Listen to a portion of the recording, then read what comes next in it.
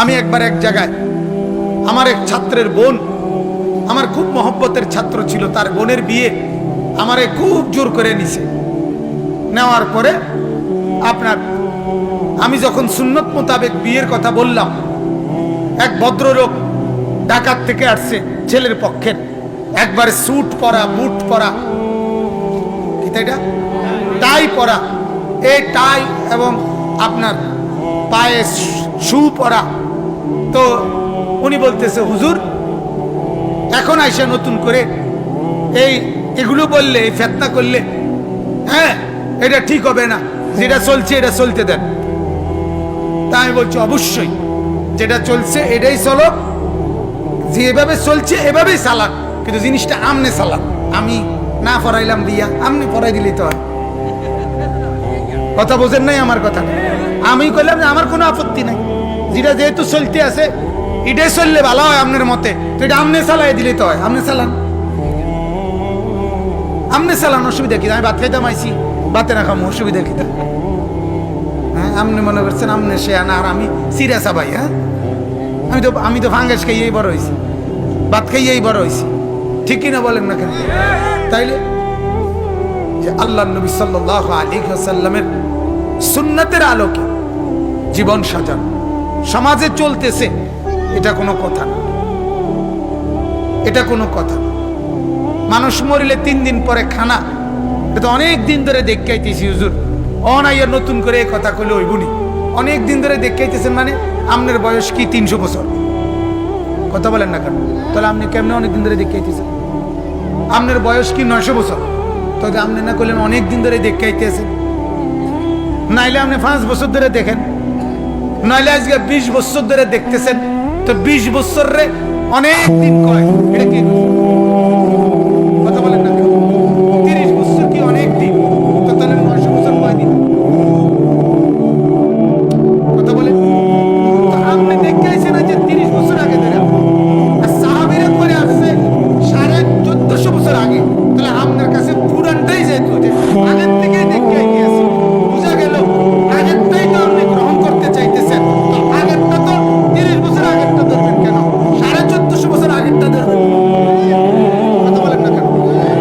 আমিও তো আপনারা কই না সামনেরটা ধরতেন। কথা বলেন না কেন? আমি আপনারা আগেরটাই তো ধরতেন। আপনি এখানে থেমে গেলেন কেন?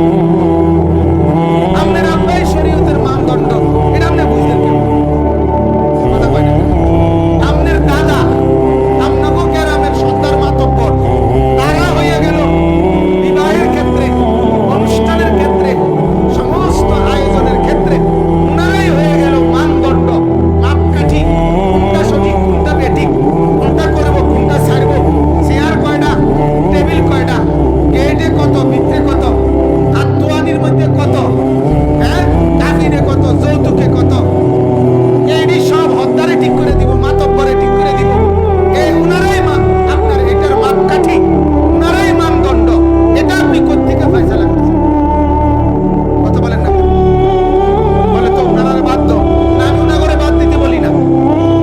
আপনি আপনার বাপকে বাদ দিয়েন না, আপনার দাদাকেও বাদ দিয়েন না। আপনি মুরব্বী, সর্দার, মাতব্বর, মেম্বার, চেয়ারম্যান, কাউরে বাদ দিয়েন না।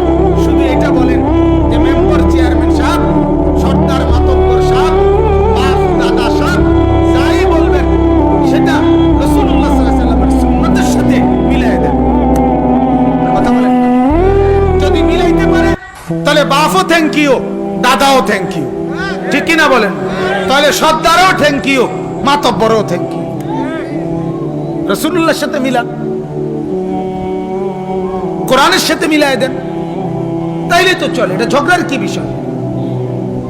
ঝগড়ার কি বিষয়? এজন্য বলতেছি আমি, আমরা প্রত্যেকে ইনশাআল্লাহ সুন্নতকে ভালোবাসবো, বলেন ইনশাআল্লাহ। কোরআনকে ভালোবাসবো, বলেন ইনশাআল্লাহ। ভালোবাসবো মানে অনুসরণ করব। ভালোবাসবো মানে কি? অনুসরণ। জীবনটা হেলায় ফেলায় নষ্ট করেন না বাবা। আমাদের কথাগুলো ফালতু মনে করে উড়াই দিয়েন। এগুলো আল্লাহর কথা, কোরআনের কথা, সুন্নাহর কথা। এর চাইতে দামি কথা আর কিছু নেই, আর কিছু নাই। অতএব কোরআন সুন্নাহর কথাগুলো ওলামায়ে কেরামের বক্তব্যগুলোকে আপনারা এই বাঁশ কাইটা মস্কারি কইরা ফেলে দিয়েন। আমরা বললাম আপনি বিড়ি খাইয়েন না, আপনি কথাটা কোনো পাত্তাই দিলেন না। আমরা আপনারে বললাম চাচা আপনি কথায় কথায় গালি দিয়েন না, আপনি কথাটারে কোনো পাত্তাই দিলেন না। আমরা আপনারে বললাম ভাই বাবা চাচা টেলিভিশনে নাচ গান এগুলো দেখেন না, আপনি কোনো পাত্তাই দিলেন না।